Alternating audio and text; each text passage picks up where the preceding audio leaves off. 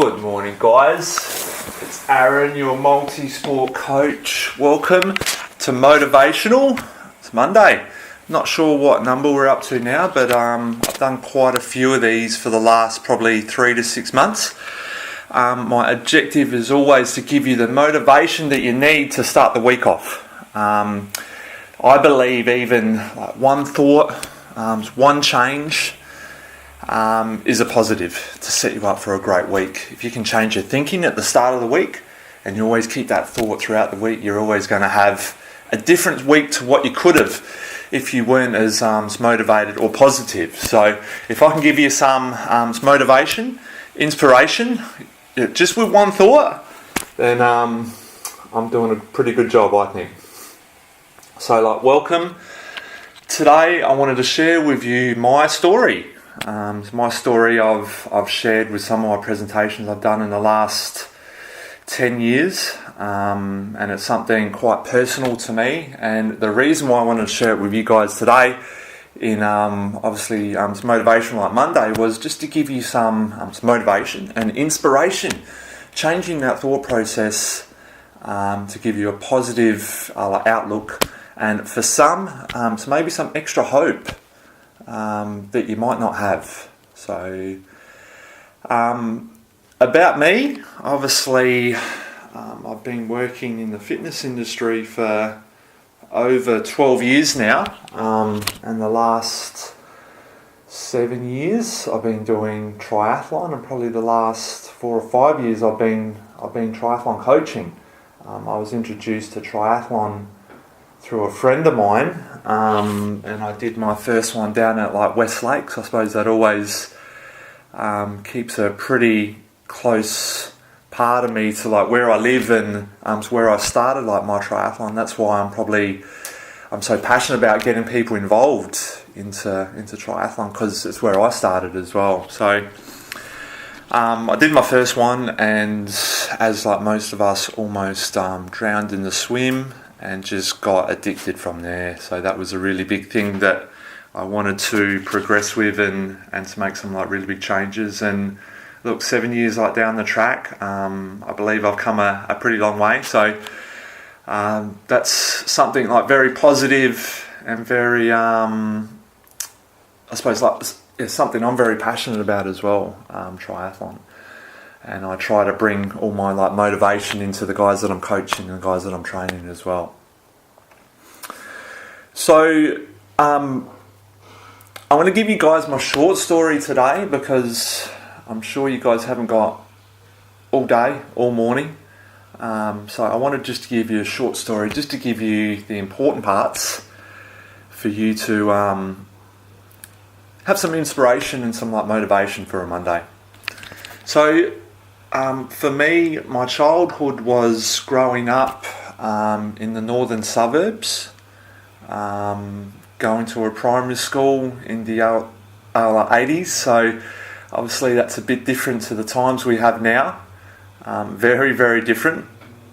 And I believe our childhood is what moulds where you are today. Okay, everything that you are today is from your childhood. So we learn so much. Our emotions come from our childhood, and I've said this before. Everything is all the childhood. The person you are today is the child that you grew up with. That child that you were. Those emotions, those things that you learn in your childhood. So for me, going to primary school in the northern suburbs, it was tough. It taught you to be tough, and I think, as I said, that's what moulded me today to be the person I am today. Bringing up around those people that are, I suppose, on a borderline poverty, on the poverty line. Kids that come to school with same clothes every day, no food in the lunchbox. I was a lucky one, so I'm thankful for those type of things.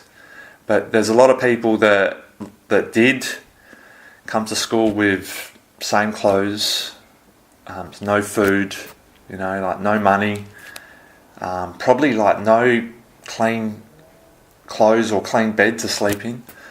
So it was a big eye opener. So in my childhood, something that I was always excited about was sports. I played every sport that you could think of in my childhood: cricket, soccer, football, tennis, basketball. Every sport that you think of. I did karate.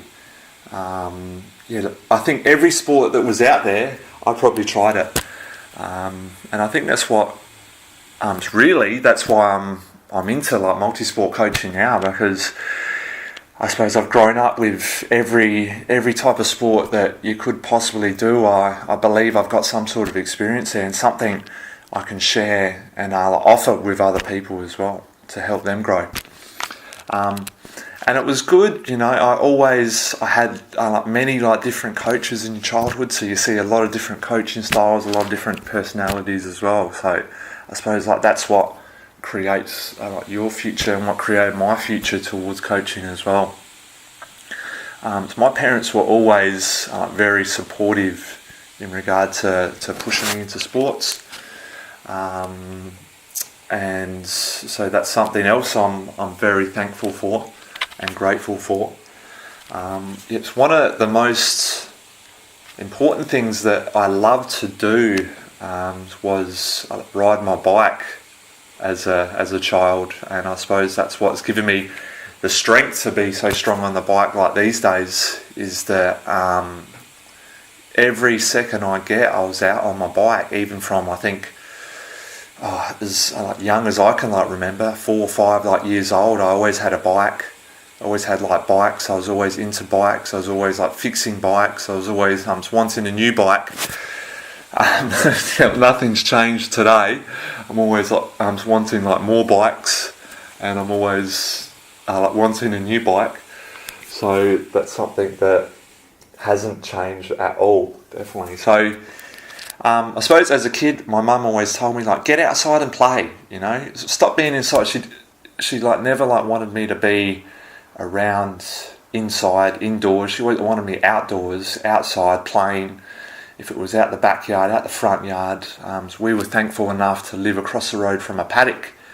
A massive paddock. It was huge, and I was always riding on trails, or riding in creeks, or whatever. So that was something I found great fun.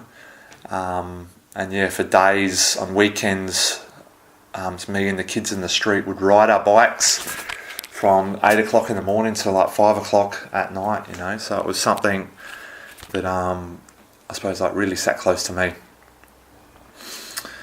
So school, my teenage years, for me, school was fun. I always made things fun at school. Education, it was definitely not a priority. I remember in my high school years, I played footy, something that I was interested in. But in school, at 16, you discover drinking, alcohol, partying, and women. Unfortunately for me, so that sort of took my focus off of sport and stuff like that. So I suppose 16, I started drinking. You start smoking. You start to experiment with drugs, and just things like that arised.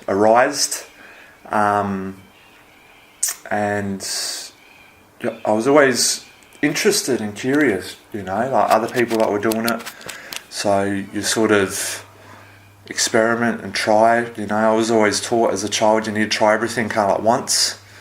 So I tried everything at once, and I liked it. So tried it again and again and again. So I did experiment a lot with a lot of different things in my teenage years, and I suppose that's when you start to see a bit of a downward spiral, and you see patterns in changing. I always talk about the childhood and patterns, and most importantly trying to break patterns, which I'll get to shortly. So for me, 16, partying, drinking a lot. It was a young age to be getting involved in that sort of stuff, but it was fun, it was exciting, and I just went with the flow and did it. So 16, I was kicked out of school. They thought I was like selling drugs or something like that, which was incorrect. I was just smoking drugs and just enjoying school with friends.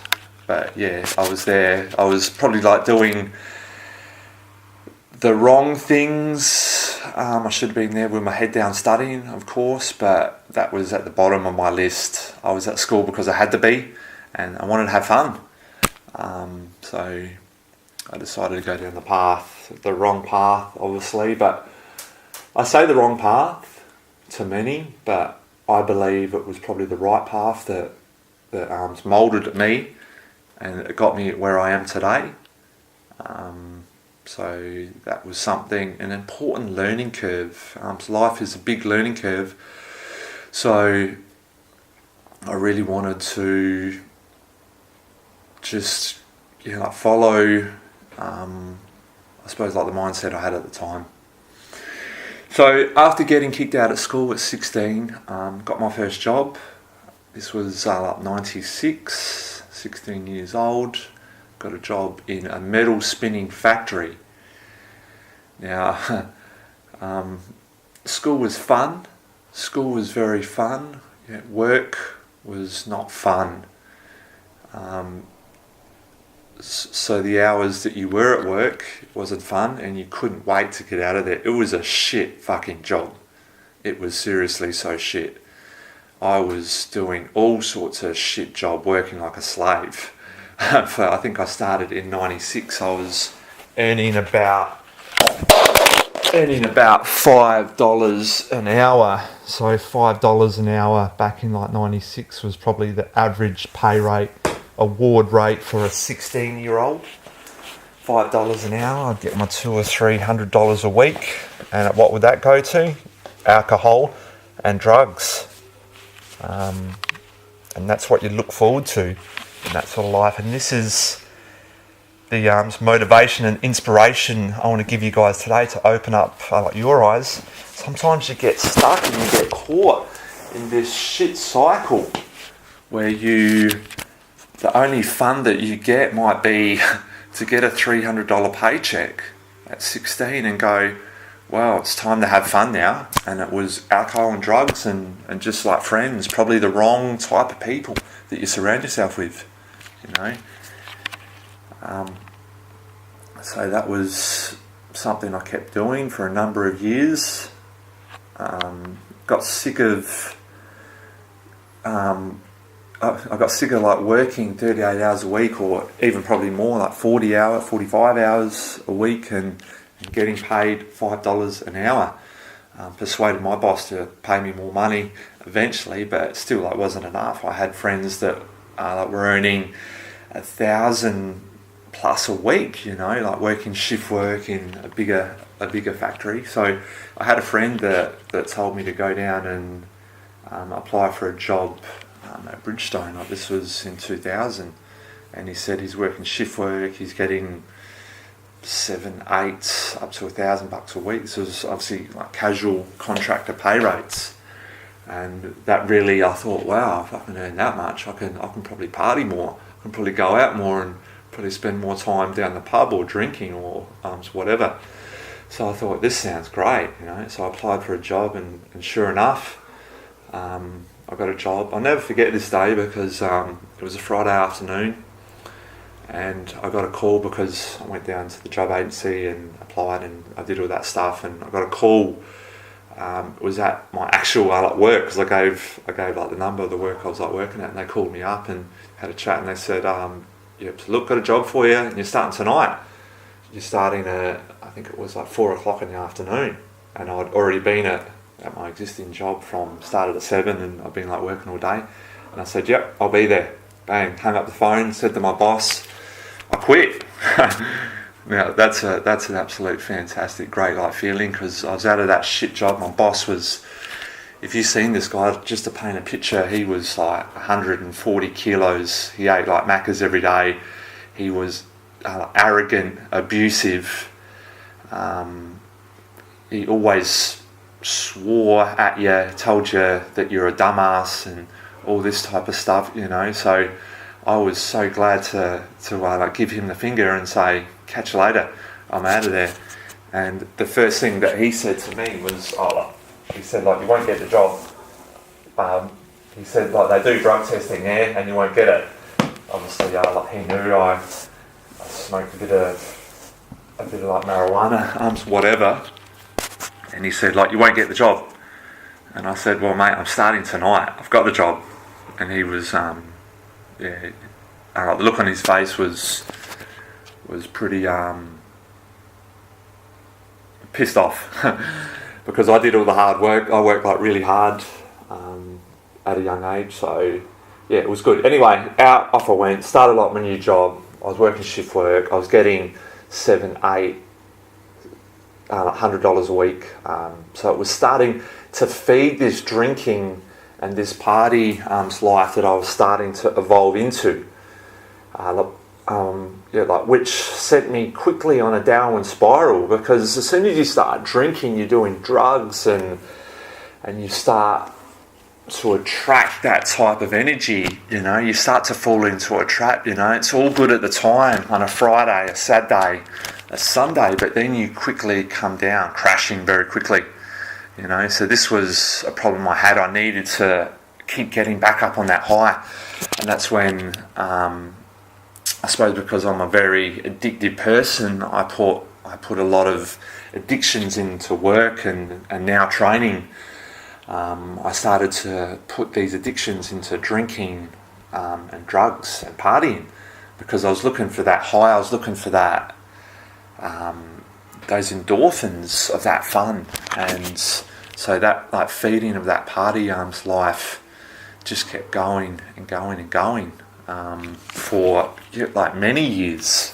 I think from obviously 2000, I had this job that was paying me like more money, and I progressed very quickly in the role, and I was earning more money. There was more opportunity to earn like more money. I was made full time, and I was getting paid like more money than a casual rate. So it was good. It was like feeding what I was enjoying, partying and socialising and all that sort of stuff, but I was doing it in the wrong way.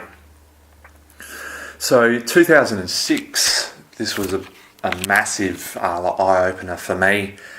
I had a car accident. At the time, I let someone drive like my car. I was drunk. I let someone drive my car, and at the time they were speeding. Car pulled out in front. We T-boned it. So I didn't have a seatbelt on because I was fucking invincible, right? I was drunk and probably had taken some drugs or whatever else. Yeah, but nothing was going to hurt me. I was strong and I was powerful. So T-boned. It was actually a Kingswood. I had a VK Commodore at the time in the passenger side with no seatbelt on. We T-boned at about 80 to 90 k's an hour. So if you T-bone a car doing that speed with no seatbelt on, it's going to be a mess. And it was a mess. The front of the car was smashed in, to no seatbelt on. I went flying into the dash, smashed all the dash. So my head hit the windscreen. I had facial injuries all here. My two front teeth were knocked out. I've got an implant, this one a crown on this one now. I actually had a piercing in here as well. Under the beard I've got a big scar, but I had a piercing in here which actually got like ripped out, and you look really closely, I've still got some like deep scar tissue in my lip there. I was a big mess. It was horrible. It was very, very bad. So I had the facial injuries, but I had like a neck injury as well and lower back injury. Also, because I had no seatbelt on, my knees like hit the dash. So I had 2 knee injuries as well. So I was a bit of a wreck. I got out of the car and pretty much collapsed. I suppose the adrenaline kicks in and you think you're fine until I realised my teeth were gone. And I couldn't walk because like my knees had hit the dash and had trauma to my knees. So this was pretty like devastating for me. I think I was pretty concerned about my car as well. This was a car that I spent thousands on fixing up, whatever. So it was pretty bad. I got taken to the hospital. Spent a day, I think, in hospital. I didn't have any surgeries. They just said, look, yeah, like you're going to have to heal. The most thing I was concerned about is that I had no front teeth. And at that age, you think, well, fucking hell, I've got no teeth. I look like a Darrow. Had no front teeth, and I was like, got to get this fixed. So off I went to the orthodontist and like did all that stuff. In the next couple of days, I had a plate. So that was pretty good thing to have a plate. So your teeth are back. They're not your real teeth, but had a plate, and you hear it almost looking like this all the time because the tongue couldn't actually come to the top of the mouth because you've got a little plate. So that was a bit awkward, but got used to that. Everything you ate, plate come out, or the food got stuck under the plate. You had to take it out at night. It was fucking horrible. For about a year and a half, I had that. But you know what? I was still drinking at the time. After that, I didn't quite wake up straight away. I was still drinking at the time. It was a great party trick. Take your teeth out when you get drunk and show people the looks that you get. It was like, oh my God, what the fuck is that? Anyway, so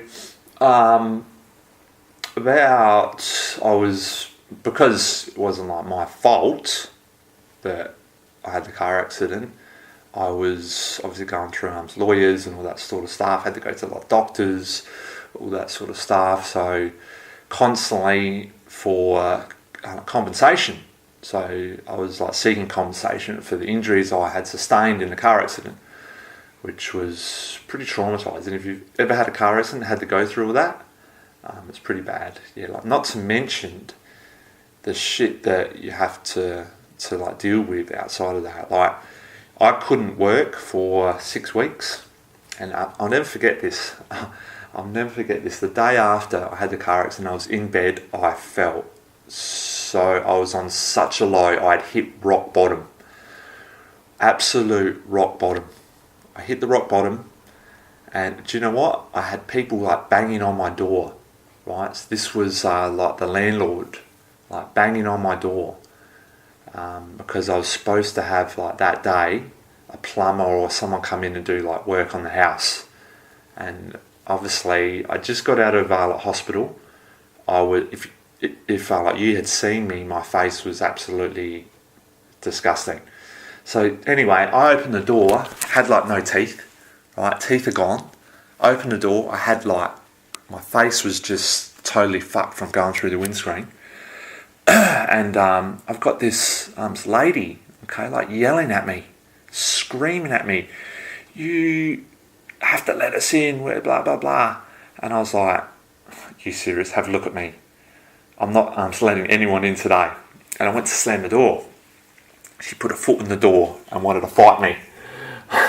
So I thought I hit rock bottom, but my emotions were just really wrecked on this day.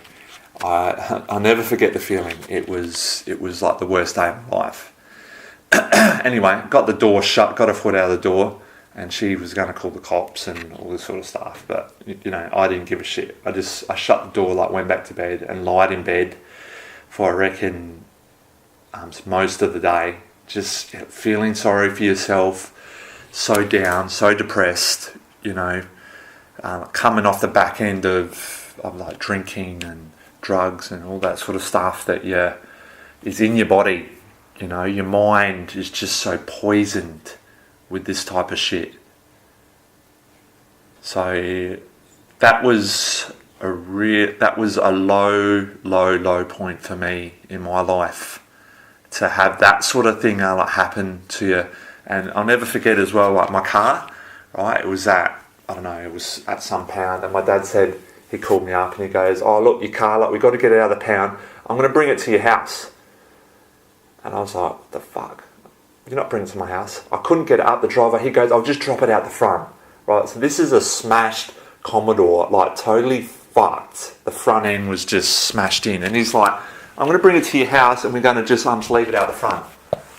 And, if you just had a car accident and you're feeling at the lowest point of your life, you think you want a constant reminder at the front of your house? I said, Dad, no fucking way this car is coming to my house. I said, get rid of it. I don't want it. You know, it was worth something. I spent thousands on it, and it still had some good stuff on it. Anyway, so he goes, all right. I had to actually have an argument with my dad to say, look, it's not fucking coming here. I don't want it. Right? It was a stressful argument. And he's like, all right, I'll keep it at my house. But you have to get rid of it quickly because I don't want it there either. So, all right, yeah, whatever. Anyway, cross that bridge. So I spent 6 weeks off of work. 6 weeks off of work, feeling sorry for myself at the lowest point in your life. Right? Can you imagine that? 6 weeks, every day, just wanting to sleep. So, what did I do to fix this problem? I drank more. Right? I drank more. I wasn't working. I was still getting paid, right? Because I had a full-time job. I had some work insurance that pays all your wages, or whatever it was. Anyway, so I was still getting paid $1,000 a week. So what did I do? Drank more. I ate, and I drank. That's all I did for 6 weeks. I didn't train. I sat on the lounge. I ate. I drank. Still smoked drugs. I went up to 105 kilos. Right, 105 kilos I went up to. Right, just to give you, obviously, an idea, I'm about 77 kilos now. So almost 30 kilos, yet heavier than I am now. And what a fucking time that was. Sitting on the lounge, drinking. Any pain I had, I was trying to fix it with some sort of alcohol or drug or whatever. Right, so 6 weeks of this, and it was time to go back to work. I remember I was seeing a physio at the time because I had obviously neck injuries and back injuries, and the physio said, look, before you go back to work, you have to do something. Right, you have to do something. You have to do some sort of exercise or weight training or movement, because all I was doing, I was walking down to the pub every day. Right, so that was the only movement I was doing. So I said, okay. And this was a really big turning point in my life where I go, fuck, I've got to get back into some sort of exercise. Because I was always sporty, I was always training, I was always doing some sort of exercise or fitness. And it's right, I've got to get back in. So I had my weight set at home. I'm right, I'm going to do some chest press, typical guy exercise. I'm going to do some arm curls, and I'm going to do some rows for the back. Right, so off I go, I'm doing the weights, and I think I'll never forget this as well. I was living in a house at Brooklyn Park at the time, and I felt something come over me, and it was obviously endorphins and just that feeling that you get from exercise. Everyone knows it, but something really clicked in my mind to go, fuck, all these problems I've ever had in my life, I keep feeding it from drinking or whatever else. So this was a really important time for me to go, wow, I don't like being depressed. I don't like feeling sorry for yourself. I'm not a victim. And that's what many people do when they're in this state of mind. If they're depressed, they feel sorry for themselves because they're the victim. The victim of their own problems. And the only person that can change that is you. And so something really clicked that day, and I went, you know what? I've got a serious problem. Coming from a background, I didn't mention this before, but on both sides of my family, alcoholism, it was there from my mum's side and my dad's side. So I fell into this. Well, it's not a trap, but I had this disease, alcoholism. And I went, you know what, I really got a problem with alcohol. Drugs, it wasn't really a problem. It was I wasn't addicted to it. I didn't need it, but alcohol, it was that like feeling that gave me the high, that took away all the pain, took away all the problems. And from that day, I'll never forget it. It clicked in my mind and said, you know what, you've got to stop this. Yeah. So like, you've got a problem, and I need to stop. And this is something people don't ever admit. You know, I consider myself a pretty open-minded person that looks outside the square, that is understanding of subconscious mind. And I went, I've got a problem. That was the first step. Admitting that you had a problem and I need to fix it. So what did I do? I admitted to having the problem, and I went, you know what? I've got to fix it. I really got to fix it. And I heard of people that had drinking problems that went to meetings and stuff like that. I went to like one meeting, and I looked around at these people that were like alcoholics, and I went, you guys are a sad bunch. You know, that's not me. Right, yeah, I've got a problem. That was enough for me to go, I don't need to come here.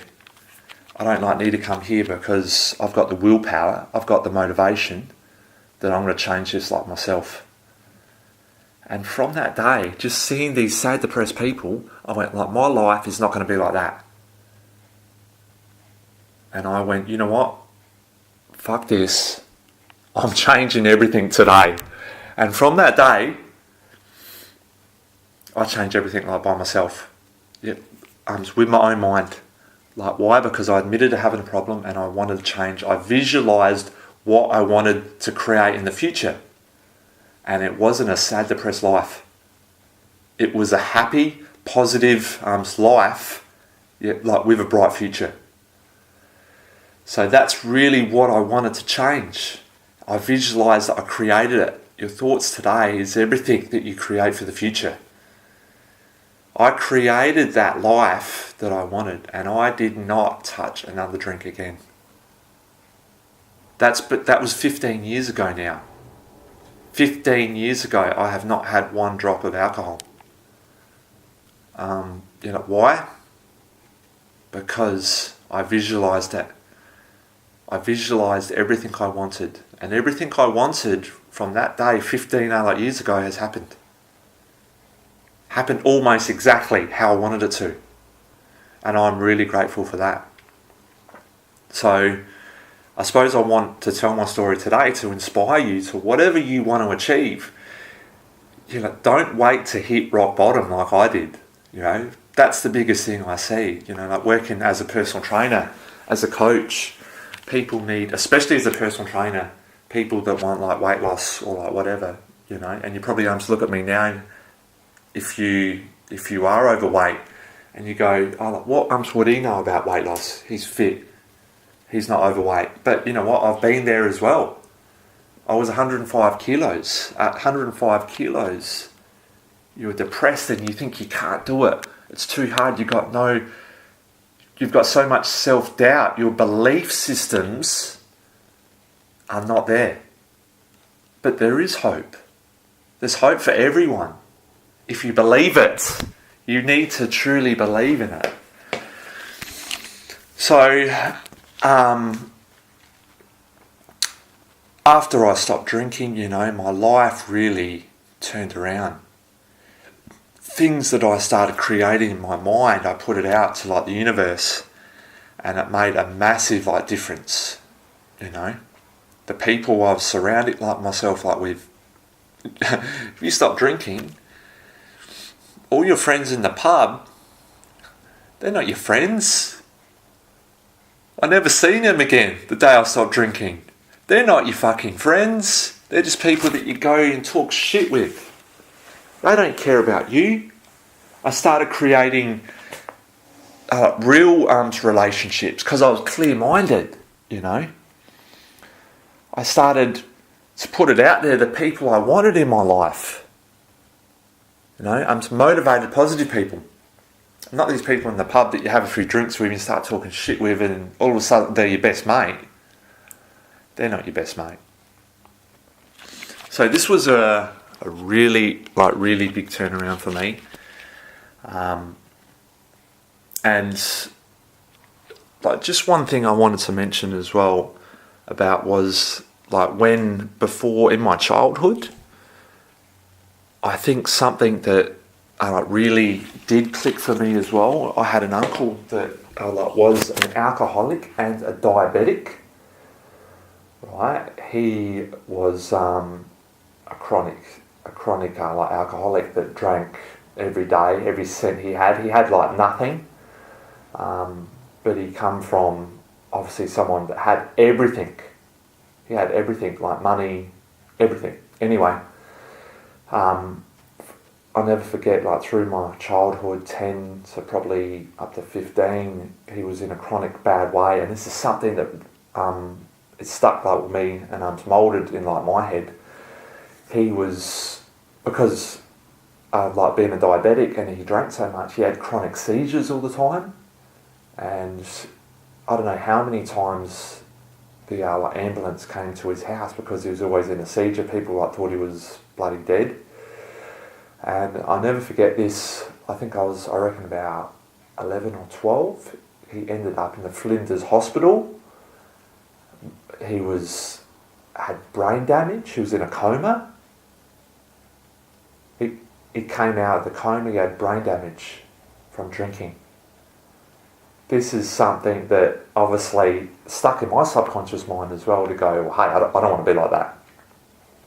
So at the time, I'll never forget it, at the time, all the family were surrounding him saying, you got to stop drinking. And he goes, all right, yeah, I'll stop drinking. I'll get help. He said that at the time, that was an emotion at the time, but it didn't happen. To this day, today, he's actually in a home with brain damage. So that's something that really stuck in my mind. His son, like my cousin, right, he was going down that same path, alcoholic. I'll never forget, so we had some great time. I'll never forget one thing about my cousin, is that I remember he lived in Streaky Bay at one stage, and we went over to see him, and I'll never forget him. He was a bit smaller than me, and obviously as kids, we were always playing. I could never catch him. He was always a fast runner. So that's a positive thing I'll never forget about my cousin. I say that now because as he went through his 20s, about 5 years ago, he was found dead in a pool after a big night of partying. He took someone else's drugs. So this is something that really sort of sat well, and he obviously followed in his father's footsteps. So that's something that really resonated with me. I didn't want to go down that path that my uncle did, and it was either brain damage or death. So I think that day that I decided to pick up the weights after my car accident, all those things start playing in subconscious mind, and you go, right, so what future am I creating? And I didn't want to create that future at all. So I started to visualise positive things. I started to bring positive things in my life, as I just said before. So, so that's what's got me to where I am today, and that's why I love doing what I do, and that's why I want to share my story. I want to get that out there a lot more to inspire people, and I want to share that story to get a change, to make an impact on people so that they don't go down that path of negativity or depression, because it's so strong in society these days.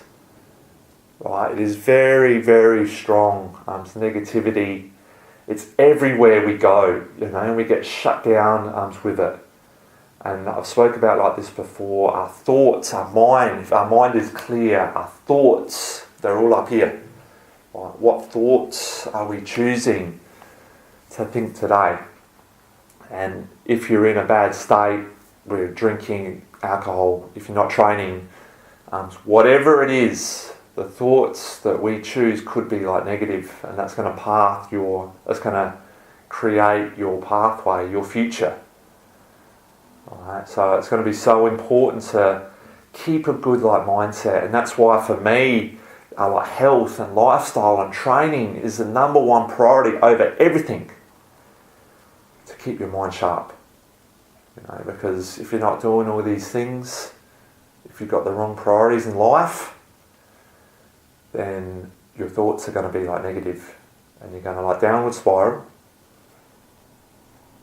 and you're going to probably give that energy out to other people as well, which you really don't want. I'm all about giving people positivity. Hopefully I'm giving you some of that today to open up your eyes, to make some changes. So that's my story, guys. As I said, believe it or not, how long's that been? 40 minutes. Oh my God, that was the short version. That's my 40-minute short version of my story.